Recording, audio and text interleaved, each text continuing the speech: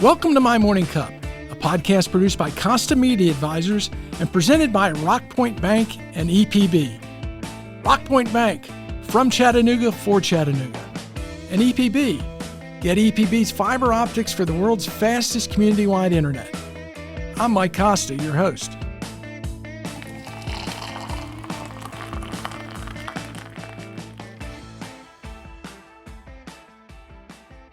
My guest this week is Mike Harrell. Mike is not a native Chattanoogan, but he's involved in so much that you would think he is. Mike, you have a familiar face and a recognizable full head of distinguished white hair. Before I ask if you ever get mistaken for Steve Martin, let me ask, what's in your morning cup? Well, thanks, Mike. It's great to be here. What's in my morning cup? I think I'm like you. I have decaf. Do you? Yeah, I got off of decaf about 8 or 9 months ago. Oh, just 8 or 9 months? Yeah, and caffeine really never affected me much. It's kind of odd, but my doctor said, you need to start pulling back a little bit, and it has definitely helped. So makes a world of difference. And I don't drink as much as I normally would. Yeah. So how do you drink it when you drink it? Just with cream. Just a little bit of cream? Just a little bit of cream, yep.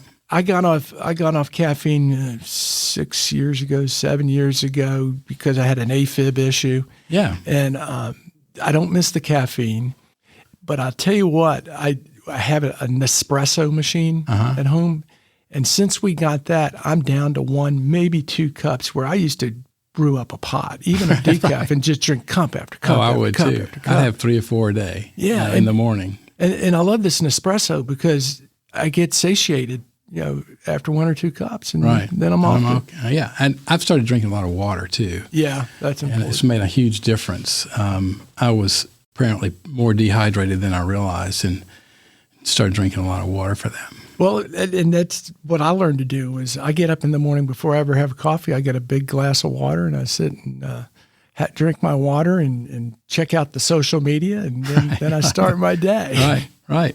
Well, thank you for being here. We met, 15 years ago, maybe? Probably, yeah. Yeah, and a lot in common. We're both not native Chattanoogans, came to town and really tried to integrate ourselves into it. And I've always found your story fascinating about how you got here. So that's what I'd like to talk about.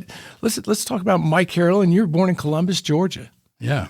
Hey, before I get started, I want to thank you for doing this. Oh, This is a huge help to our community. This is part of our community's DNA, because you're talking to people. Typically, people hear about, the leaders of the community and those that are more prominent. But you've been able to find a lot of people that are unsung heroes that are really doing incredible work that nobody knows about. Well, I think that is really valuable to the Chattanooga way, and I think we need to keep doing that. So I would encourage you to keep doing this. Well, number one, thank you for saying that, and I have no intention to stop. And I appreciate you recognizing the premise is everyone's got a story, we just don't know it. It does, yeah, everybody does. And there's just a lot of great things going on in this community that most people don't know about. Yeah. And this is helping get the word out for those kind of things. Yeah, and to that point, I don't know about everything going on. So whether it's you or anyone listening to this that has an idea of someone we ought to be talking to, man, reach out to me and tell me about it, because we'll make them part of I've part got of a my list of morning other cup. people you should consider. So. Yeah, absolutely. But we could talk about Mike Costa for hours and hours and hours. So we're gonna talk about Mike Harrell, born in Columbus, Georgia. So start us off of what it's like growing up in Georgia and what you did as a kid. I was born in Columbus. We moved around a lot. I was only there until I was about 5. And then we moved to Manchester, Georgia. Where in the world is that? Where is that? Yeah, it's South Georgia. Is that where they have the tall pines and the telephone poles?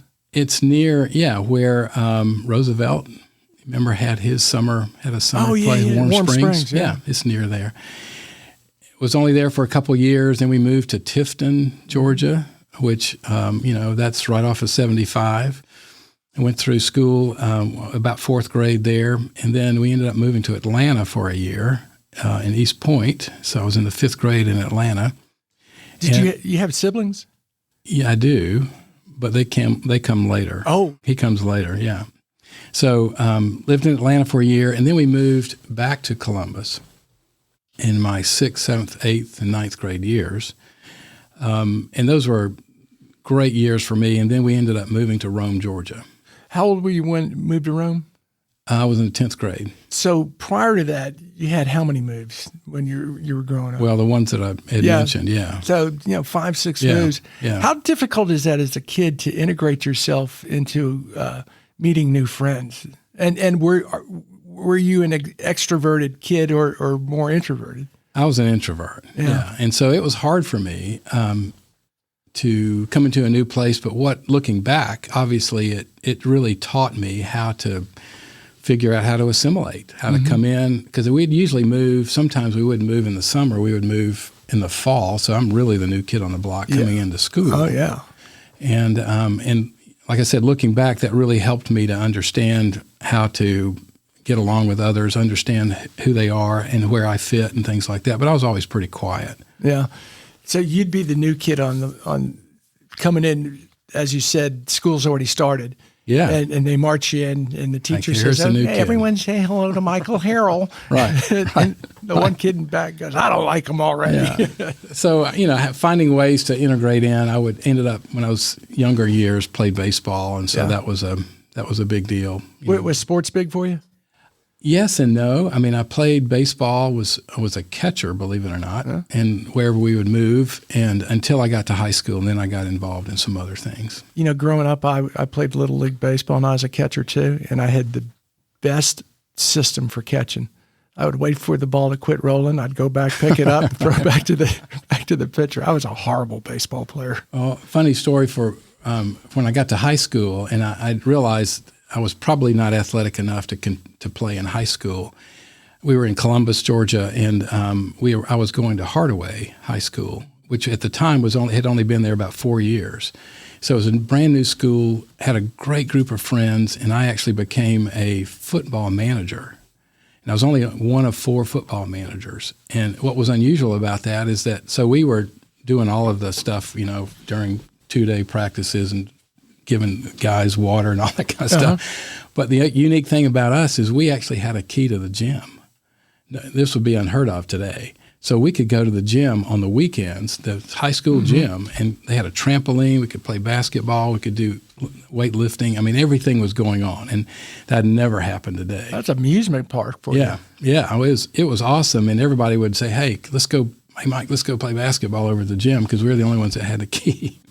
What did your dad do that his job took him to so many different places in Georgia? He worked for Georgia Power. Okay. Yeah. So he would get a new job every couple of years and rotate and kind of moved up the ranks through Georgia Power. And that's how we ended up in Rome. And so you finally settled in Rome? Well, yeah, he settled in Rome and ended up retiring there. Yeah. Yeah. But as you got in the 10th grade, so in those high school years, what were like your first jobs and things that you stayed busy with? Once I got to Rome, my first job was a bag boy in Piggly Wiggly. Oh, the pig. Yeah. Yeah. Nobody knows what that is today, I don't think. But and the funny story was I was pretty naive. I wanted to do something in the summers, and the other bag boys had been there a long time. So they knew the right people because you could give tips back then, and they knew the right people to push me out of the way to go get this person's bagged up. So they could get the tip. They would get the tip, and I wouldn't. Yeah. So I learned after a while. Okay, wait a minute, time out. I see somebody coming. I'm going to track them through the. So the your elbows store. got sharper. Yeah, that's right. Survival. Before we started the podcast, we were talking a bit about Memphis, because I'm from Memphis, and you bring up Piggly Wiggly. Piggly Wiggly started in Memphis. Did it really? Clarence Saunders was the guy who started it, the first self-service grocery store. And here's a little-known fact about me. In my broadcast career, I have been Mr. Piggly Wiggly. Really? They were one of my clients. Wow. So for your client, you put on the pig suit. I never bagged, though. No. That's a good experience. Yeah. So what else did you do in high school? How'd you stay busy? And what I guess what I'm trying to dig at, Mike, is what did some of those jobs teach you as a young guy? Well, one year I worked in a hospital and sort of in the maintenance department. That really kind of gave me the thought, man, this is really cool. I would like to maybe go into something in the hospital field at some point in the future. But I ended up getting involved in a lot of extracurricular activities. Mm-hmm. I was involved when we moved to Rome. It was a pretty tough move, actually, because I'm 10th grade. It's kind of hard to pick up and leave. I had a great group of friends in Columbus at the time, and so I did not want to go. And it's an interesting story if you want to hear the story how we got there. So one day, it was freshman year, high school, my parents called me and said, hey, we need to have a family meeting. Can you come into the kitchen? Oh, those are fun. And that usually meant, only child, it usually meant, oh no, we're moving. What am I going to do? This can't be because I'm having such a great year. This is year. And so anyway, they call me in, and Mike, you're gonna be a big brother. How old are you? 15. Wow. Yeah, 15. I mean, I'm going, you got to be kidding me. And they're not talking big brother like big brothers and big sisters. No. They're talking biological. Yeah, you're going to be a big brother. And I literally don't know how to handle it. So go through that rest of that year, and my brother's born in July, and so we're having so back then you could stay in the hospital a lot longer, so my mom did. And so Dad said, hey, you can have a party with your buddies while Mom's in the hospital. So I did. So I had a bunch of people over, and then get a knock at the door, and there's a guy that I happen to know that worked for my dad, and he said, hey, we're here to see the house. I'm going, what are you talking about? So what do you mean house? Mom, Dad, they're in the hospital, and, Dad will be back a little bit later. Well, it's kind of slipped out. We were moving, and I didn't know. Oh. So not only did I have a brother, so 3 weeks later after he's born, we're moving to Rome. Oh. So a lot of transition there. So as a kid, you're 15, and you've been an only child your whole life. How are you digesting all that and making sense of it? Or do you, and you just do you just go do your own thing and go? Okay. Well, I wasn't a happy guy going to Rome. Yeah. I mean, I was not real pleased with that. It was a very different school, very different cultural environment that was there. But yet you just kind of embrace it and go through it. You have no choice, do you? You have no choice. And I started making some friends, and walking down the hall one day, I'm seeing this cute girl walk by, and I'm going, gosh, she'd really be cute to go out on a date with, but I could probably never get a date with her. And that was Beth. Just a couple years ago. Huh? Yeah, right. Yeah.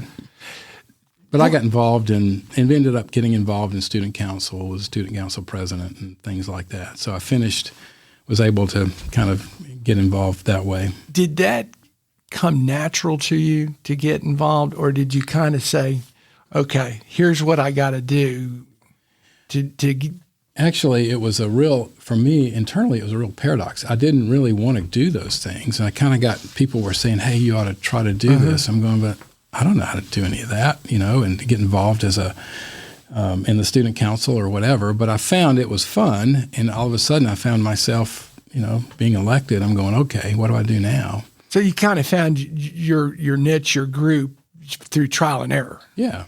Yeah. And we had during those years, we had a lot of racial unrest because that was when desegregation started. And so that was a tough season because there was a high school in town where all of those kids had to go to separate high schools. And that was hard. Yeah. And we would learn how to communicate and wrestle with all those kind of issues that as kids we didn't know anything about. Well, and you're on the school council, right? Yeah. So you're looking at So there's extra pressure on you. How do you figure it out? Yeah. And we did. And we figured it out. And how did you figure it out? Was it everyone coming together and talking? Was it just people working together? Yeah. We would have sessions where we would get all, the minorities together and say, all right, how do we do this? How do we make this equitable for everybody and everybody works for everybody? And more importantly, everybody can be heard. How do you think that has benefited you throughout your career, that experience? Because student council is pretty important anyway, but particularly at times like the 70s where what did you learn from that you've really carried forward? That's a great question. I think looking back on it, the importance of just hearing everybody, making sure everybody's heard, and not just assuming certain things or moving on, but and then wrestling with those tough issues. And that has certainly carried me through other leadership roles that I've had to make sure we're listening to everybody. Did you find that, because you bring up tough issues, it was one of the realizations that, they're tough issues and we got two choices. We could face them or ignore them. And if we ignore them, we're in bigger trouble. Right. Yeah, absolutely. But we had a great group of folks around us, and we would, even Best Brother was he and I were peers together, and we did a lot of stuff together where we were able to work through those kind of things with people. So you get to Rome, you get integrated, your student council, comes time for college. What are you going to do? Well, my dad was an electrical engineer at Georgia Tech. He went there after World War II. And I had always wanted to go to Tech. I didn't know why. But my English teachers really wanted me to go to a liberal arts college. And they thought I could write well. But for some reason, I just didn't enjoy writing. Yeah. And I knew, this is a true story, I knew that if I went to Georgia Tech, I would never have to write a term paper. And I never did. And not only not how to write a term paper, I wouldn't have to take a language. And so I signed up, and surprisingly got in. I have no idea how I was able to get in. I mean, I had good grades, but in a lot of extracurricular activities, but I didn't do that well in my SAT. But I got accepted as a co-op student. And so I co-opted it took another year. Well, explain the co-op program a little bit, because when we were both in school, that was pretty common. You don't hear a lot of people talk about co-op programs today. Explain how that worked. Tech had a great co-op program. And so we were on the quarter system back then. So you go to school a quarter and you work a quarter, or however that works out. And you work about 6 quarters to get your co-op degree. So it takes another year. Because on the quarter system, they had it arranged where you could take those classes were available when you came back. And for me, I was able to live at home. And so I did work at Georgia Power, not with my dad, but obviously in a different area. So I was able to save a lot of money and paid my way through school. That's big. Yeah. And Tech still has a co-op program today, but they do a lot more internships too. When you sign up in a co-op program today, you have to really make sure you commit like I did. An intern is just a semester at a time. Right. Yeah, you brought up one of the reasons you focused on engineering is you didn't like to write and you didn't have to write. And I'm going to give you the opposite of that. One of the reasons I was a journalism major was I figured out that once I became a journalism major, I wouldn't have to take a math. Yeah, right, exactly. I didn't take math since high school. Maybe that's what part of my problem is. Yeah, so it was easier for me to wrestle through, calculus and those kind of things rather than having to write a paper. So I enjoyed that a lot better. Well, we should partner up. I'll do the writing, you do the math, right. and we'll be in good shape there. So talk about the Georgia Tech experience for you. I know you were doing the co-op and everything else, but what did you take away from that? Tech was incredible experience. It really taught me how to think. Because you're constantly in the scientific method, you're constantly having to think, what is the problem? How do we define the problem? And if you think about translating that into business later, that's what the real issues are. Can we, succinctly define the problem, and then let's figure out ways to get there. My dad encouraged me, because I didn't want to be a double E, and I didn't want to be a mechanical, and because I didn't think I was good enough engineer math-wise to do those things. He said, well, you need a technical background first. I would encourage you to get a technical background, and then you can kind of go in a lot of different areas. Why don't you choose industrial engineering? Mm-hmm. So that's what I did. I chose IE, and it was the perfect spot for me. And I actually spun off of that and actually did a subset of IE, and instead of taking some of the traditional IE courses, statics and dynamics and mechanics of deformable bodies and all those crazy things, I ended up taking a lot more sociology, psychology, and health systems. Explain a little bit about what an industrial engineer does. electrical, I can understand. Structural, my son-in-law is a structural engineer, but industrial engineer, just get a little thumbnail on that. The traditional aspect is handling, systems, peoples, and processes, things like that, and how those go together, say in a manufacturing world or in some other location or something.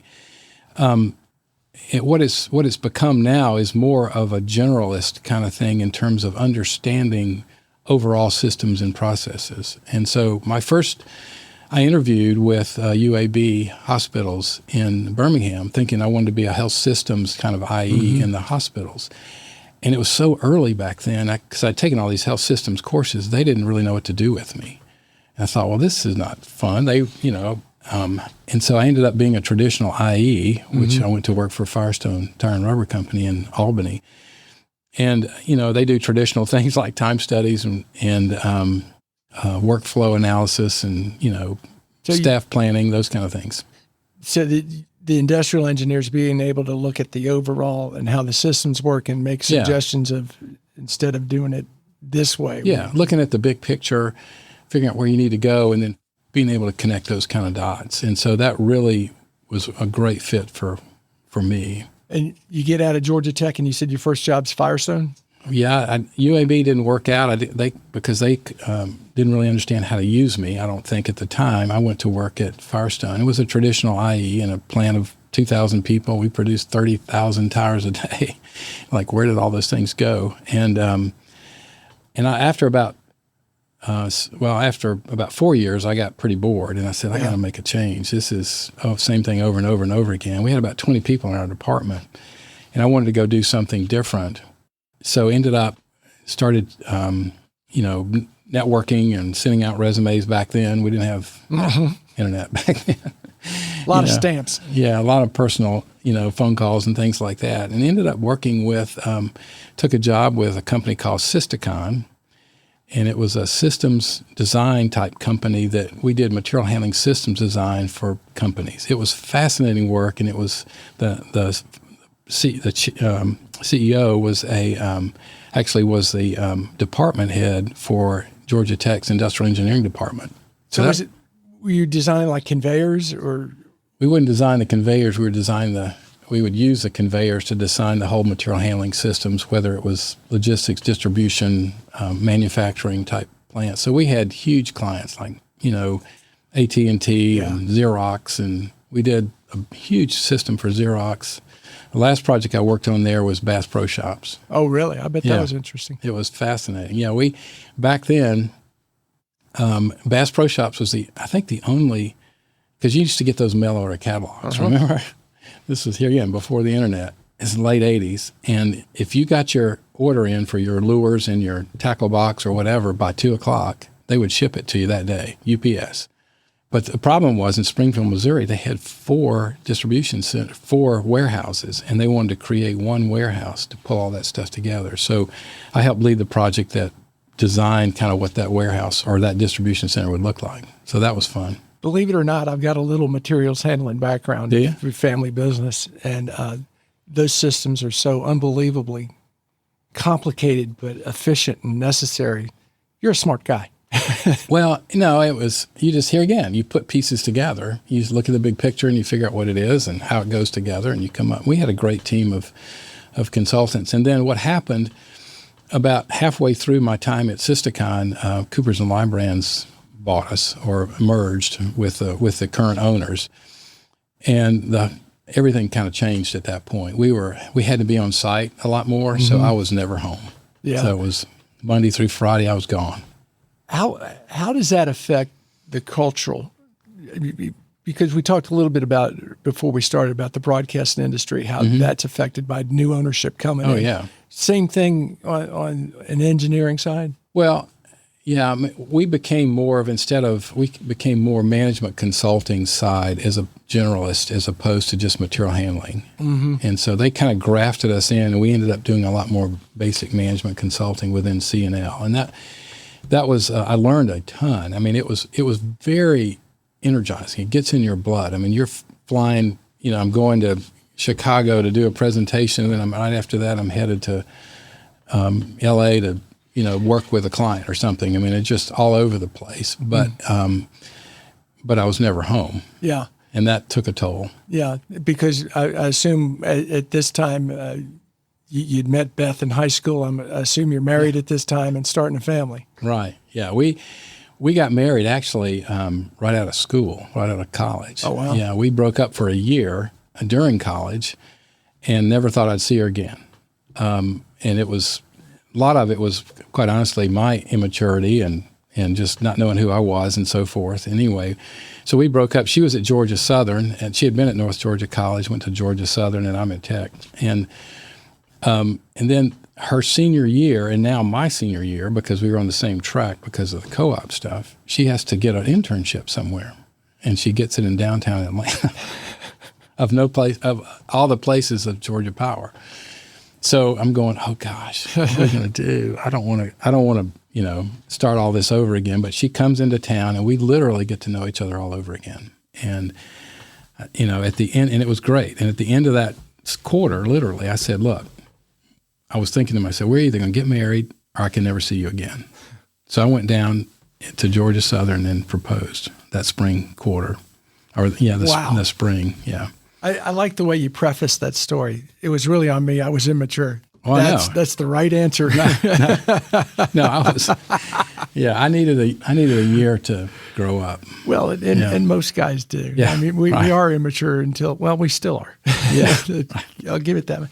So you're at Systicom, bought by Cooper's Library. You're doing a ton of travel. You're starting a family. Where's your head? What are you thinking? Well, we're sitting in church one day. And there was a couple that ahead of us, sitting in front of us. They had two girls, and they were about 10 years ahead of us. And I'm sitting there going, Beth, I just don't think 2 kids is enough. I think we had 2 girls at the time. I said, I don't think 2 kids are enough. I think we need to have another child. And she looks at me and goes, are you kidding me? I'm not going to raise it by myself. And I said, well, no big deal. I'll just change jobs. No big deal. Easy enough? Yeah. So I did. And she was right. I mean, I was worn out too. Mm-hmm. I mean, I was gone constantly and hated to come back in on a Friday night and tell her I had to go back out on Sunday night again or something. But so we did, and we had our third child, and I changed and went to work for Amoco Chemical. And where did that take you? Well, thankfully, it was only one exit down from where we lived in Atlanta, which was nice. And I was able to control my schedule a lot more. Had a great time. We were a division of Amoco Chemical, so we had 11 manufacturing facilities around the country. And my initial role there was to just really help them develop an information systems plan throughout all of those 11 facilities. And that was pretty fascinating to do. So I got to work with everybody in the company, and I loved it. Yeah. And that was fun. And then got tired of, the next thing was I had always wanted to go back into operations and kind of get some experience there. And so an opportunity came up to be a plant manager in Augusta. And so I applied for that and got that position. And that was with Amoco? Mm-hmm. So, and this is a golfer question. Everyone thinks, living in Augusta, that's got to be just golfer's nirvana. It is. Yeah. It is, yeah. And that's the way I thought, because the guy that I took over from actually became my boss. He became like a regional manager. And I'm thinking, he had done all the heavy lifting. He had turned the plant around. It had been upside down, and he had turned it around. I'm thinking, man, this is great. I'm going to come in, build on what he's done, take it to the next level. Well, that was crazy. During that time, Gulf War started. Biggest customer pulled out. We had other things. I had to lay off people immediately after 2 weeks after I'm there. Had to go through a lot of changes. We hit a recession during that time, so I'm fighting all those kind of things. But it was obviously a great growing experience for me and with the organization. But I never got to play Augusta. Yeah. Okay, I did get to go a number of times living there.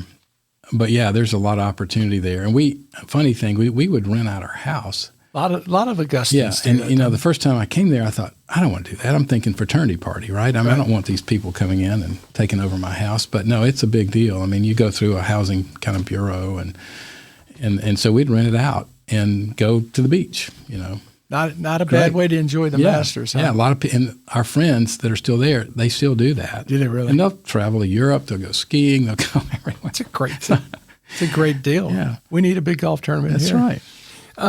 You're talking about going, taking over as plant manager, and the guy before you did a great job, got things set up. So you get in there and you're kind of thinking, this is going to be great. He's got everything in place. And then all of these events happen. Yeah. How are you handling that? What's your response? Do you just kind of go, oh man, or do you take your engineering approach of a system of, okay, let's knock these down one by one? Well, there was a lot more going on at the time too. But yes, I mean, you're kind of thrown into the fire and you got to figure this out. I wasn't the only one. All the other facilities were having to deal with different things like that. So, you pull your teams together, you figure out how are we going to solve these problems together. I was very, very big on being very transparent being a public company, we could say certain things that maybe a privately held company couldn't do. So we would have employee-wide meetings about every 6 weeks. And I would actually go through the P&L at a high level and say, this is how your job matters. You're on the extrusion line, and when this happens, this is how you affect the entire plant. Those kind of things to really teach people that. That's a great practice too, because people hold back. I say management holds back too much information. Where, similar to you, I always felt that I'm going to tell you everything I can. Because there are some things that I can't tell you. But when people understand, not just what their role is, but how it affects things, I think it eliminates a lot of that parking lot talk that after work, where you got 3 or 4 guys standing around going, I don't know about this new guy. We were doing great till he came in. Yeah. Well, I was pretty young. I mean, I was like 38. That is young. Yeah, and I had 350 people, about a $50 million a year operation. Yeah. And a dangerous operation because we used butane, isopentane, some things to help being sort of a filler agent we made polystyrene type related things. So we had to have a huge safety program, and as always a question is, boy, I don't want anything to happen on my watch, so you're always in the back of your mind. I had a funny story where I was involved in a sting operation there. So I come into the plant, new, to Augusta, but new to the facility, and my accounting manager comes up and she says, Mike, every year we have all these inventory discrepancies that we have at the end of the year when we do the physical inventory. I said, well, have y'all ever done any cycle counting or anything like that? And she said, well, no, we've never really done cycle count. Well, let's start a cycle counting program at the beginning of the year. So we did. We hired a temp to be able to do that. And then one day she comes in and she's just as white as a ghost. She's going, oh my gosh, this lady has found out there's some things going on. There's some people stealing here. What could they be stealing from you? I mean, it's a big technical plant. No, well, we took polystyrene and we made it into plates, bowls, and cups that you would find in Publix, okay? So they're taking the end product. Yeah. And what they had been doing, we had an offsite warehouse. And we had to have, we had an existing warehouse and an offsite warehouse, and they were shuttle stuff to the offsite warehouse. Well, occasionally they'd just go somewhere else and drop off some other product, right? And that was where the inventory was going. And so the lady that was doing the cycle counting she would be counting product that was in pallets on the dock. And the folks on the dock would go, and there's 97 boxes on here, right? And she would go, no, there's not that, There's 88. Yeah. And so that was what we uncovered. So I called the Amoco corporate guys and I said, okay, I don't know what to do here. I need some help. So the security guys came in and, over a period of time, they started doing some stakeouts and trying to find out. And so we would set up the thing to say, what was going on, and they couldn't find anything. And then they said, let's go, where is this product ending up? Because we knew where it ended up. It was in some North Georgia small grocery stores. It was ending up there. So they ended up going there and kind of hanging out, and kind of watching what was going on. And one night I get a call at 2 a.m, and it was, one of the Amoco security guys said, we got them, because we set it up where they would the guy up in North Georgia would make a call and say, I need more product. And so they got him, had the GBI there. Everybody was there, opened up, and so, yeah, that was kind of an interesting thing. So you never know. No, you don't. How long were you there? We were only there 3 years. Yeah, only there 3 years. And some other things were going on at the time. And so Amoco, it decided at this point, all these downstream subsidiaries they had purchased in the 80s. And then the 90s, they realized, we don't really know how to handle widgets and retail type stuff. We really need to go back to, container loads of product. So they started selling off their downstream subs. And so we started getting a lot of pressure.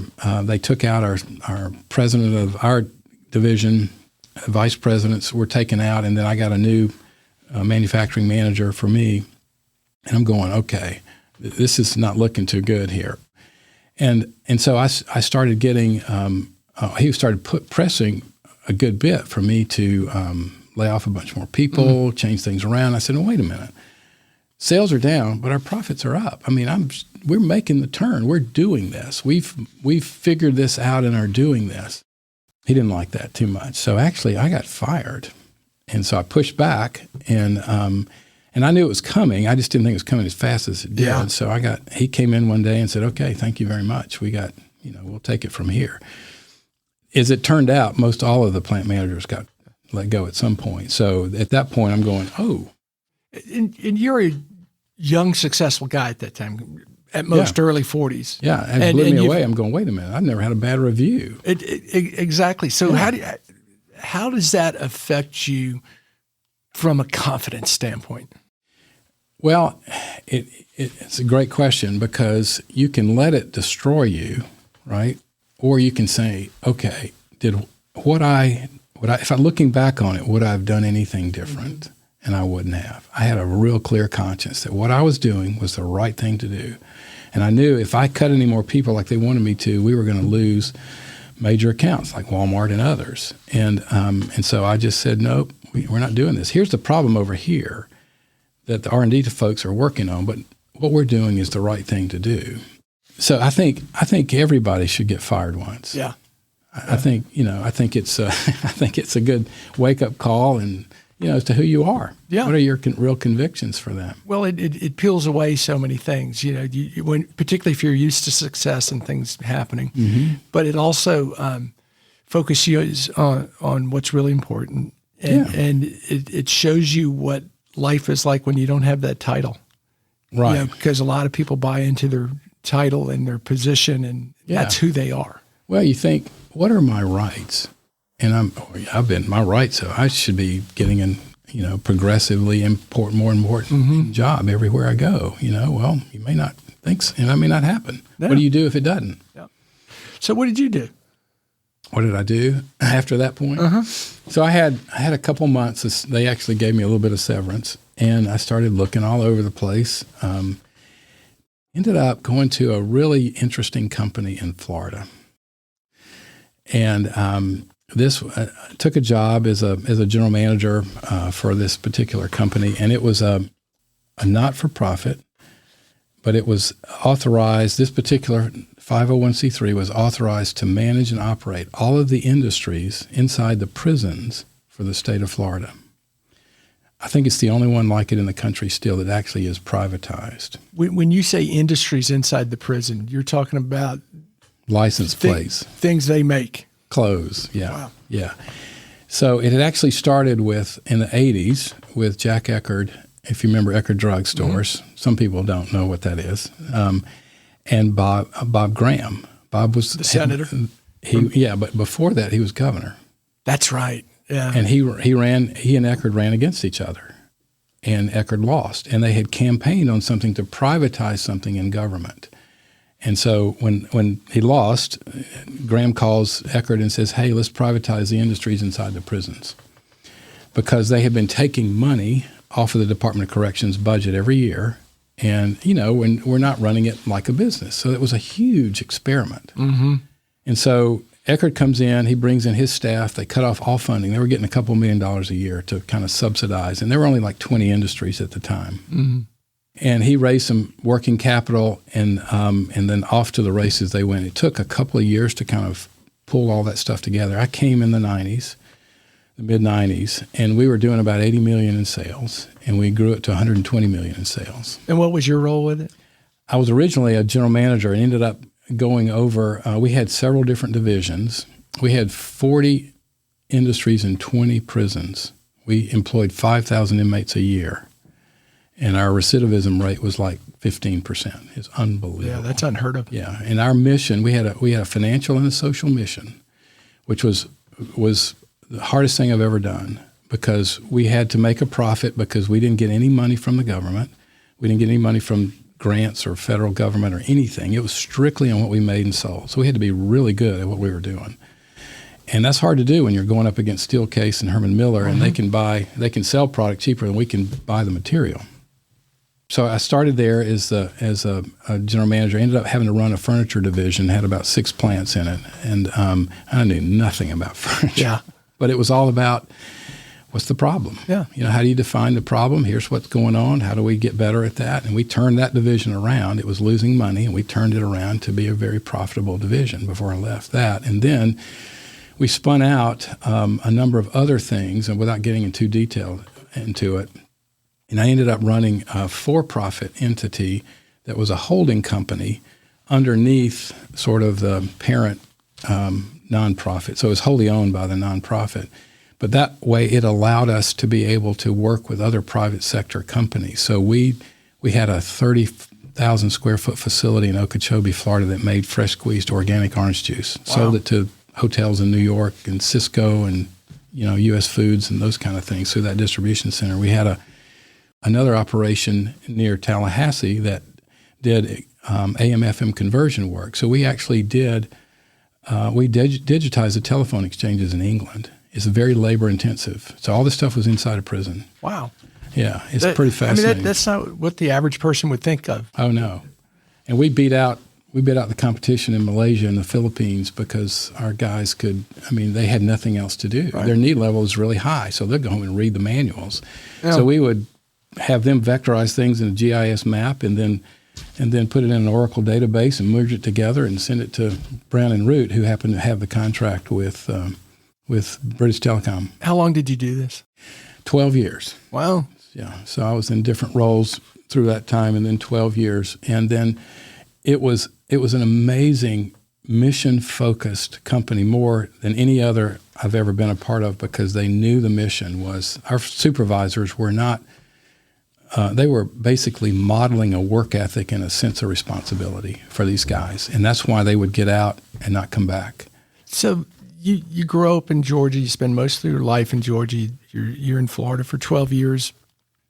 How in the world did you get to Chattanooga, and why? Well, after being 12 years there, our parents had both retired in Rome, and they were ill health. So my mom had cancer. Beth's stepfather was ill health, and we were driving back 10, 12 hours to see them, and help out the corresponding spouse or something, and it was just pretty wearing. And then things in Florida had gotten kind of interesting too. The company was very, it had a lot of political overtones to it that either hated us or you loved us, and I saw behind the scenes of stuff that went on in government that I didn't like, the pressures that we would get to do certain things or whatever. And I said, you know what, it's just, we got to move on. So without going into all the story, I resigned at the end of 2004 and sold our house in January of 2005. Took a couple months for us before we closed, and thinking, okay, I'm going to find a job and move on. And I'd particularly been looking in Atlanta because I thought, well, that's closer, and we'd lived there before. Didn't really want to go back, but didn't feel like I could find something in Rome, and so couldn't find anything. The movers come.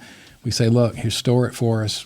We're moving north. We don't know when or where, but we'll figure it out. So Beth found a place over on Clearwater Beach. So we ended up living on the beach for 6 months. Well, that ain't too bad. It was awesome. It was a huge sabbatical for me. I'd never stopped. Probably needed that at that time. I'd never stopped, for that long, and it was incredible to just take a breather. Now we're living out of savings. Yeah. But it was great, and I kept networking, and So I'm trying to figure out what to do next. And Beth says, well, hey, why don't we just move to Chattanooga? Because we've always loved it. Our daughter went to, played soccer at Covenant.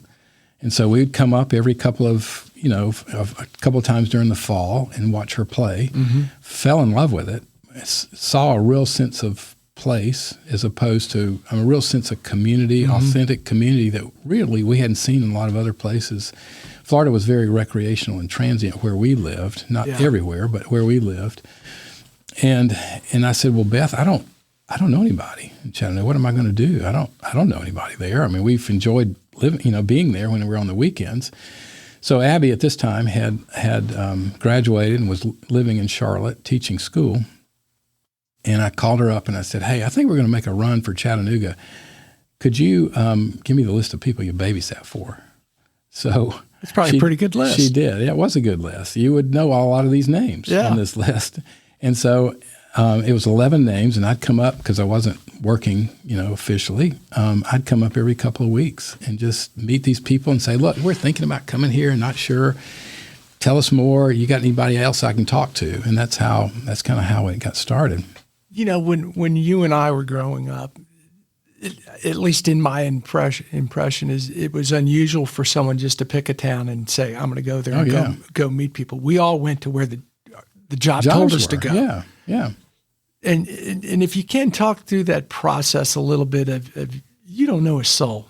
You think you want to live here, but you're going up and talking to folks. What's your approach to someone?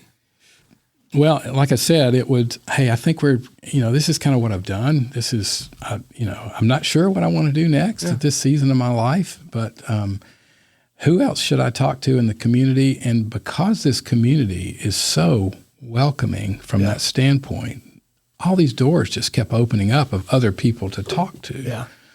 I came close to 2 really neat opportunities, and they never materialized. But I'm sitting by the phone in Florida waiting for them to show up, or to get the phone call. And they never came, and our parents are not getting better. And I said, look, we just got to go. And in the process of networking, I had come across a group out of England that did the kind of consulting I'm doing now. So I said, look, I'm going to go to their training in New York. We'll come back and we'll move. And so I did. And a week later, we literally just showed up here. We found a house on Lookout that we could rent, and nobody was renting back then. Mm-hmm. And we both hung out a shingle, had no jobs, didn't really know anybody, and started just kind of knocking on doors. What I ended up doing was, so I would go to every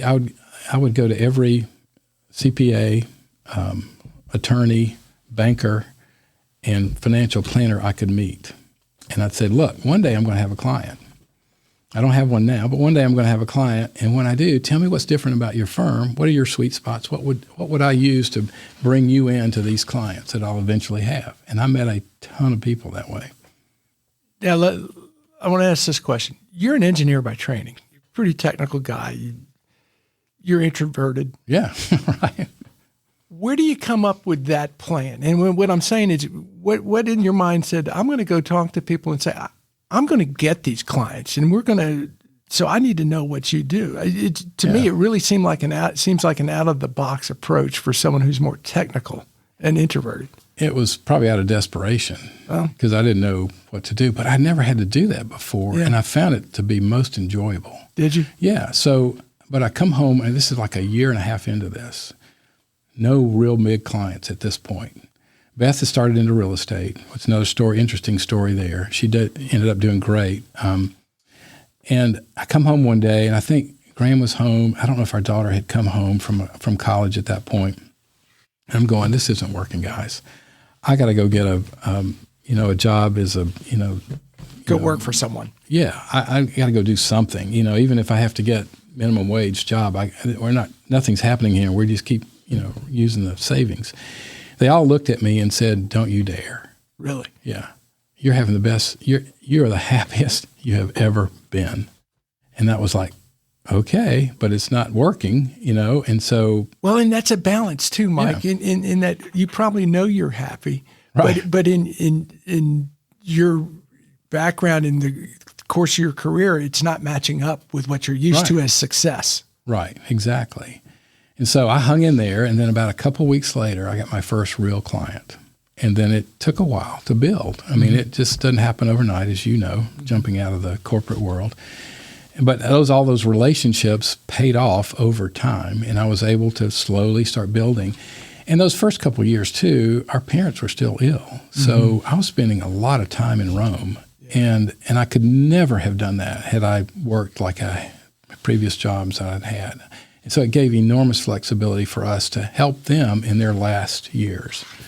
Best mom's still alive. She's 97. So we went to see her the other day. She's she's in Peachtree City with her brother, best brother. Talk a little bit, if you can, and I know you can, about, you mentioned Chattanooga being welcoming, and you and I have talked about this a little bit because I moved here from Memphis, and we both have lived other places to the point that this feels different. The culture's a little different. The cooperation's a little different. The willingness of people to help you is different. Can you talk a little bit about your experience? Well, like I said, we're driving home from Chattanooga in 1999, and Beth saying, if there's any place I'd ever want to live, it would be Chattanooga. And it was kind of like, because of the experience we had just the short times we were here. So when we did come here, it was a stark contrast to where other places where we, especially within Florida, where we were in Florida. And it goes back to those phrases of the Chattanooga way. Whatever is there, however you put a finger on that or however you define that, there is something unique about this place. To us, anyway, it was very authentic. Not only just the natural beauty, but the authentic community. And, I think I've shared before, I was, in Florida, I was always asked to be on boards and things like that in my different roles, and I never had time for that. Here, it's how many boards are you on? And totally different perspective of that. And so we love that. We've gotten embedded in that in the community, and the expectation that you're going to be giving back is so important. And I know that there's, a kind of a resurgence of the Chattanooga Venture now, trying to figure out how to bring that back again and kind of think through vision-wise kind of what's next for our community, which, I'm very supportive of. When you look at your experience and now your experience in Chattanooga, and you talked about Chattanooga Ventures, and you and I hit the tail end of that. Right. In getting here. Absolutely. What do you see as the vision or the future for Chattanooga? What do you think we ought to be focused on? Well, I come at this with a little bit different perspective, I think. So before Dr. Jim Tucker had to retire from UTC, we did several, what he would call the McKee Learning Lunches. And we did them on, if companies have values, does the community have values? So we did a couple of those with about 20 people in the room and came up with a consensus in some cases, and some we didn't, of how do we maintain who we are and we not lose it as we grow? That's what's really important to me. And that's a huge challenge. It's a huge challenge because things just constantly change. But one of the things that I am real passionate about is, instead of calling it our values, what is the culture? Culture is behavior, values plus behavior. What is that? How do we define that? Let's welcome people. And this is who we are. Can we, in fact, articulate it? Are we courageous enough to articulate it? And then let's build on that. Whatever comes out of, say, Chattanooga Venture or other project-related things, what can we build on based on that culture that we all agree to, or things we are all for, not just what we're against? And there's always issues we're all struggling with and discord in the community, but what are we for? You know what I like about that approach is that in my 25 years in Chattanooga, the economic drivers have changed in terms of, we've gone from this recovering city who had its downtime when manufacturing was down to attracting Volkswagen, to now we've got to be known for a bit of an entrepreneurial vein. Attracting the internet, and the gig of the internet attracted all these companies, and now Quantum's coming and attracting more. But the fact that you focus on culture doesn't really matter what the economic driver is. Right. It's what are we going to do to keep this the place that we all love and enjoy? Who are we? Yeah. Who are we? And how do we very clearly articulate that? And it doesn't have to be, it can be 3 or 4 different things. And we were getting ready to do this with Dr. Tucker, and then he ended up having some health issues and had to retire from UTC. But we're getting ready to bring in a group out of Seattle to help us walk through this, that do this with major companies. And they were going to help us do it as a community. And so I'm hopeful that maybe we can still keep doing that. Do you think that is possible, that this will be able to continue? I think so. I think there's we're trying to talk to a lot of different people about it now, about being able to do that, so you can get some support for them. You've got a lot of experience with a lot of different companies and moving around and finding the right place. Why has this become such a fit for you? What I'm doing now, you mean, or both what you're doing now and where you live? Yeah, what you're doing now from the standpoint of all those years of experience, how does that contribute into what you're doing now? Well, I couldn't do what I'm doing now unless I had been through all of those different companies and the variety of things that you learn, that you pick up osmosis-wise of things that you can offer, like a business owner of a small to mid-sized company, and help them navigate through all their challenges. Yeah, and to me, it's not. Nothing's easy, but it's very rewarding and fulfilling to come along somebody like that is hungry and wants to grow. Mm-hmm. Before I get to my last question, I do want to remind our listeners who makes my morning cup possible. And it's a huge thank you to our presenting sponsors, EPB and Rockpoint Bank. Get EPB's fiber optics for the world's fastest community-wide internet. And Rockpoint Bank, your local banking partner, your business, your bank, your future.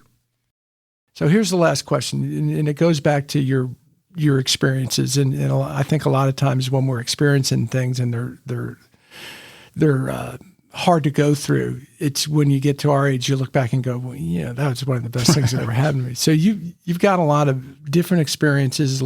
That the question is, what would you tell Mike Harrell at 25 years old is important for a happy life? That's a great question. So a couple of years ago, I sat down and I wrote down, and I looked at all the different crazy places that I'd worked, and I wrote down, I said, what did I learn from good leaders? Yeah. Made a list. What did I learn from leaders that I didn't think were so good? And I made another list. And then I wrote down, what did I learn that nobody told me that I wish they had? So all of that to say, from good leaders, never be content with mediocrity. Always keep pushing. Always keep thinking about what's next. Always keep moving to, I had a great mentor that told me, look, you need to be changing things every 2 years, whether you're it's a new company or just a different role, even if it's a lateral move, because and that's even more true today. Mm-hmm. Oh my gosh. Embrace the productive conflict. We don't do that as leaders as easily. The tension of productive conflict and working through that, making sure everybody's heard. The paradoxical tensions of leadership, embrace those. Like, how do when you get into a leadership role, how do I make a profit yet take care of people? Mm-hmm. That's a tension that's there. How do you learn how to deal with that? And then things that, for me personally, that nobody ever told me was, really, I needed to understand myself better. Who am I? How do I come across? How do I impact others? Sort of the self-awareness, the emotional intelligence things of understanding self. How do I regulate that? Understanding, how do other people look at things from a different perspective that I assume they're looking at it like my perspective, and they don't. Mm-hmm. But then understanding how to leverage that and really work with people. That's a lot, but anyway. Well, add something into that. And I think that's tremendous advice, particularly from a professional standpoint. But what about just keeping yourself happy and making sure that family's happy, and as you're trying to grow your career? Because it's very easy at 63 years old to say, right, oh, well, I'm going to do this or I won't do this because I've already got my career.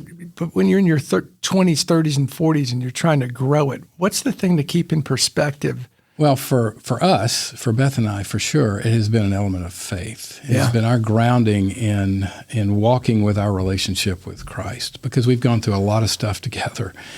And having that grounded and making sure we know why we're here and what's really important. And at the end of the day, what really matters. And to me, that has been the sustaining undercurrent of everything we've done. That's great advice. And from my perspective, Mike, what I admire about you is you go about what you do in a very low-key, quiet way. You could be an assassin and people wouldn't know it, But it's obvious you love this community, and it's obvious what you're doing. So I'm so glad we got a chance to talk to you about it. Well, thanks so much for letting me do this, and you keep doing this. Oh, I plan to. And I'll give you a list of some other people that are unsung heroes. I'm gonna hold you to that list, and thank you so much for being one of our first recordings of 2026. All right, thank you, Mike. Appreciate it.